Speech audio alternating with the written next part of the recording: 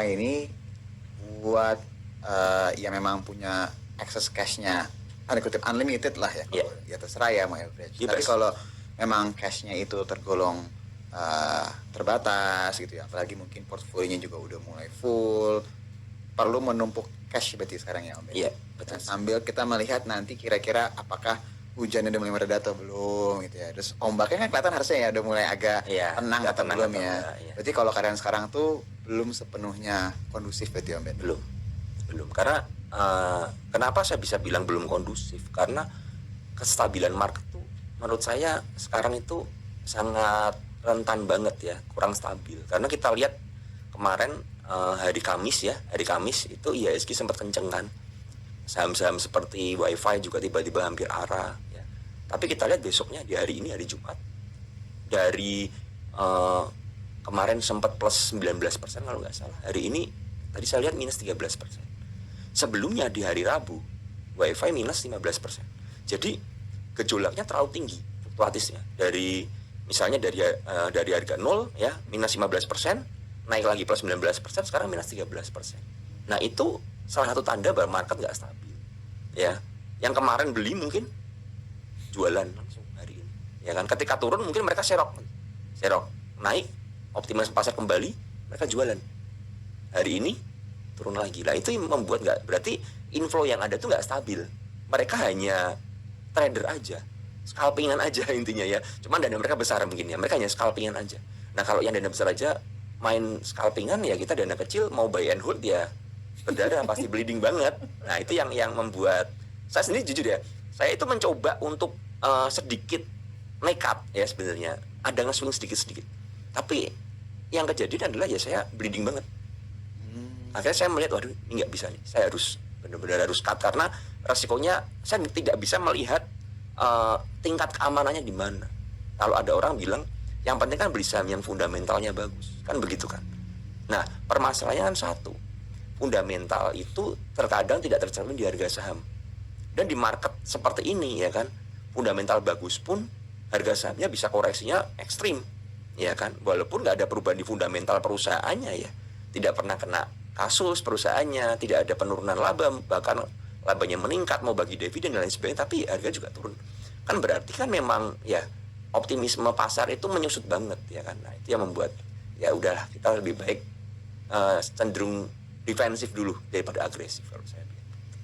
Sebelum kita bahas market lagi ya Om Ben, tadi kan beberapa kali saya dengar Om Ben bilang ini masalah flow-nya nih, likuiditasnya nih.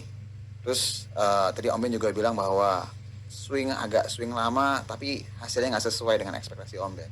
Boleh tahu nggak sih Om Ben sendiri ini tipikalnya tuh seperti apa sih? Kalau misalnya orang kan bilang, oh saya trader, oh saya investor, atau saya di tengah-tengah, atau Om Ben punya gaya tersendiri ya?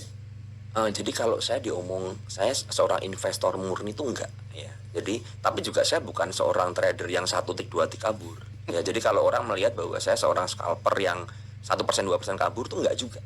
Ya, karena dalam historical saya punya banyak porto juga yang bahkan sampai ratusan persen saya bisa tahan kan gitu kan.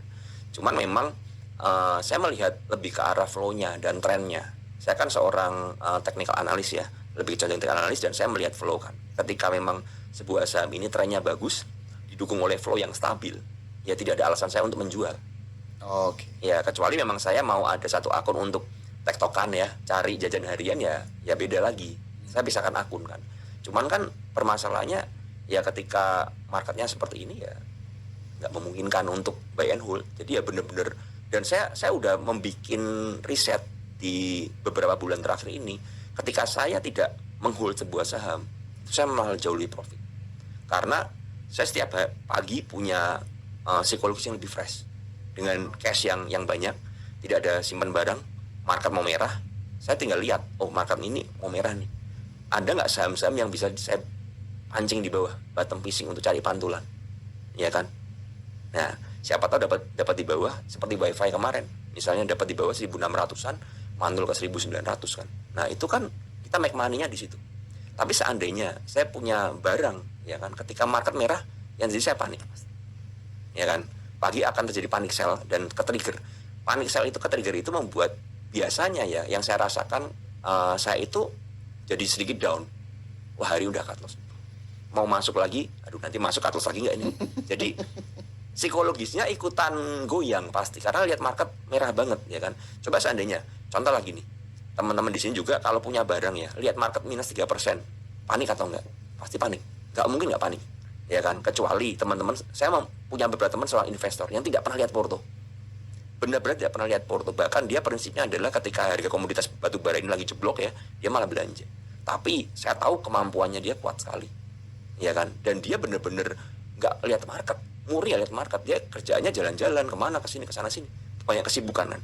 Nah sedangkan kita yang terbiasa lihat market ini yang akan goyang. Nah itu yang membuat saya harus adjust ini style trading saya seperti itu. Nah tadi ini menarik nih Om Ben. Berarti kan sebenarnya Om Ben tadi bilang Om Ben ini cukup dinamis ya dengan market. Ada kalanya Om Ben itu bilang ya lebih baik time frame-nya dipendekin ketika marketnya lagi seperti ini karena emang jelas lebih profit dan secara psikologis itu lebih terjaga. Besok mau belanja apa karena cashnya tersedia. Ada nggak spesifik misalnya gini, oh kalau untuk hal yang seperti ini, untuk time frame seperti ini, saham-sahamnya harusnya seperti ini. Misalnya saya contoh ya, oh kalau dalam keadaan kayak sekarang, untuk tadi strategi yang seperti tadi, kayak nggak mungkin deh saya beli BRI gitu. Atau mungkin, oh bisa aja nggak ada masalah. Om Ben itu mengklasifikasikan nggak saham-saham tertentu untuk strategi tertentu juga? Sebenarnya sih enggak, ya sebenarnya enggak. Cuman saya lebih melihat begini, yang bisa mendorong pergerakan sebuah harga itu kan hanya ada inflow yang besar ya. Artinya ada dana besar yang masuk dalam sebuah saham atau ketika ada seller ada yang nahan. Nah yang saya cari di situ. Ketika misalnya kita lihat contoh ini sekali lagi disclaimer on. Yang waktu kemarin PTRO itu kan nggak pernah jebol dari 3.000 tuh. Tiap kali ke 3.000, 28, 29 selalu ada yang nangkep reject ke atas 33, 34 ya. Nah itu kan tercermin di chartnya kan. Kelihatan oh di chartnya itu bentuk kayak descending triangle ya karena kan di bottomnya itu selalu ada pantulan tapi problemnya adalah pantulan ke atasnya semakin lemah artinya semakin turun. Momentumnya menurun ya. Nah di situ saya melihat wah ini nggak bisa lagi. Artinya apa? Artinya ada yang nge-buy di bawah ya kan kemudian optimisme pasar naik di atas ada yang gebukin, ada seller lagi, di buy lagi ada seller lagi dan kemampuan bayarnya semakin tipis lama-lama. Nah itu alasan saya nggak pernah lihat PTRO lagi dalam seminggu ini. Karena terakhir saya beli kemarin yang sampai 3334, 3320 kalau nggak salah tertingginya. Dan itu nggak bisa tembus 3320 ke atas. Waduh saya pernah merasa ini, waduh ini kayaknya udahan lah ini PTRO. Karena ya saya yang lihat flow-nya. Nah sedangkan misalnya ada saham lain yang flow-nya lebih bagus ya saya akan pindah ke saham lain tersebut gitu. Dan jujur memang melelahkan. Karena kita harus pindah-pindah terus.